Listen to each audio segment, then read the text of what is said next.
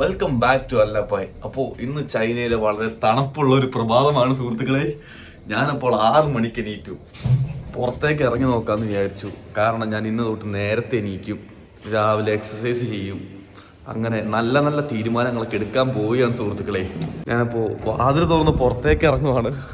നല്ല അടിപൊളി തണുപ്പാണ്. Oh my God. അപ്പോൾ നമ്മുടെ ഉദ്ദേശം എന്നാന്ന് വെച്ചാൽ സൂര്യൻ ഉദിക്കുന്നതിന് മുന്നേ ഞാൻ എണീക്കും. അതാണ് ഇന്നത്തെ എൻ്റെ ഉദ്ദേശം. സൂര്യൻ സൈഡിൽ കൂടെ തന്നെ ഉള്ളു പയ്യെ.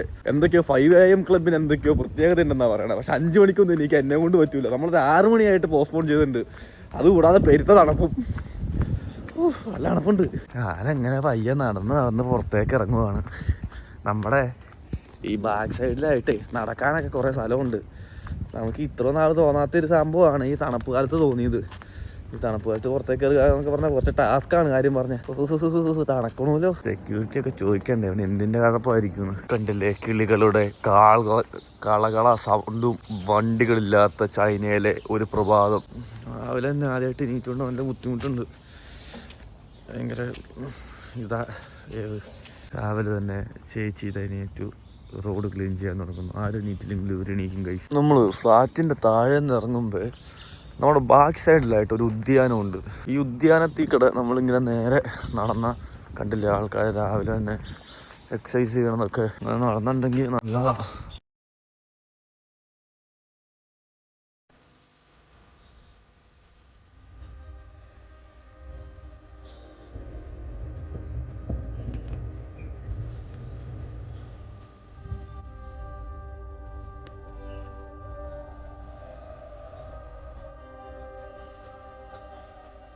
അപ്പം ഇന്നത്തെ എക്സസൈസ് ഒക്കെ കഴിഞ്ഞു. കുറച്ച് നേരത്തേക്കുള്ള എക്സസൈസ് അത് മതി. നമുക്കിനി അങ്ങോട്ട് നടക്കാം. ഞാൻ നിങ്ങളെ ചൈന കാട്ടിത്തരാം.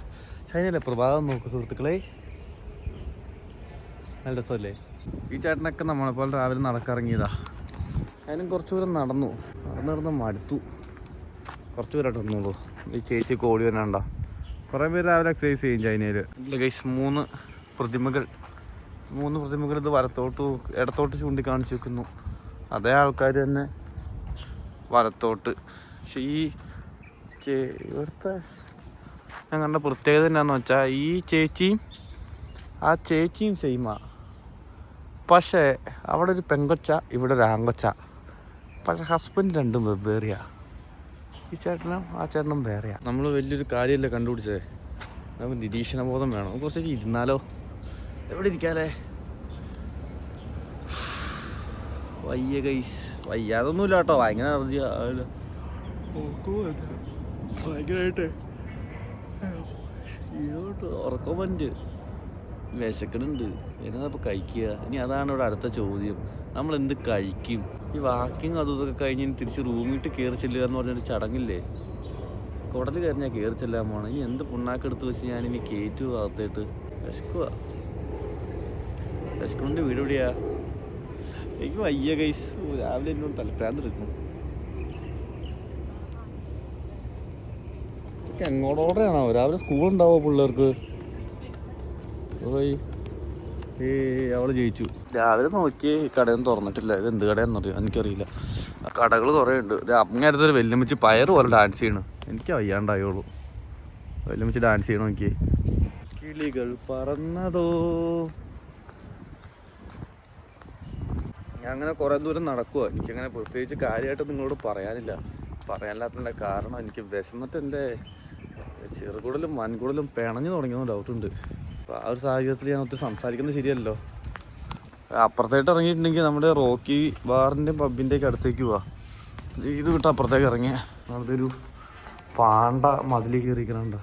വെള്ളത്തിട്ട് കടിയാൽ പിന്നെ ജീവിതം പോയി തോന്നും. അമ്മാവര് കലങ്ങി വെള്ളം വിശ്വസിക്കുള്ളൂല. ഇന്നത്തെ നടത്തും രാവിലത്തെ എക്സസൈസ് ഇത്രയൊക്കെ മതി. ഞാൻ പോവുക. രാവിലെ ബസ് സർവീസൊക്കെ തുടങ്ങി കേട്ടോ. രാവിലെ ബസ്സുകൾ വന്നു തുടങ്ങി. ആൾക്കാർ വിചാരിക്കണ്ട അവന് പ്രാന്താന്ന്. രാവിലെ തന്നെ ക്യാമറയും പിടിച്ചുകൊണ്ട് ഇറങ്ങിയേക്കുക. മൊണ്ണാന്നായിരിക്കും പറയണേ.